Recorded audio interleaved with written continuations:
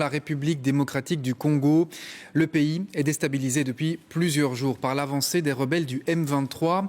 Ils ont conquis la grande ville de Goma dans l'est du pays avec l'aide des forces armées rwandaises. Et les rebelles ne veulent pas s'arrêter là.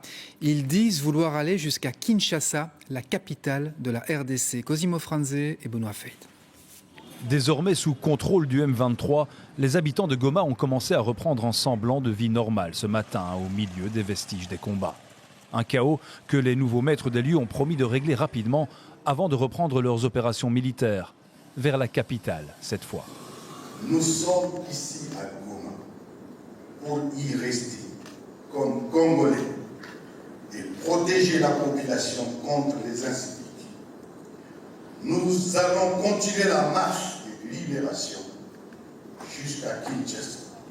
Alors qu'à Goma, le porte-parole des rebelles joue les libérateurs sous le regard des caméras, le gouvernement de Kinshasa tente, lui, de mobiliser l'opinion publique pour soutenir l'armée en organisant une collecte de sang à laquelle même la première ministre a participé.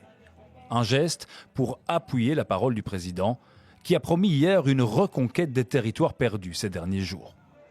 Une riposte vigoureuse et coordonnée contre ces terroristes et leurs parrains est en cours. Nos vaillantes forces armées de la République démocratique du Congo, symboles de courage et de patriotisme, sont pleinement mobilisées, prêtes à défendre chaque centimètre de notre territoire. Une déclaration qui doit encore se confirmer sur le champ de bataille, alors que le M23 revendique déjà la prise de nouveaux territoires à l'est du pays.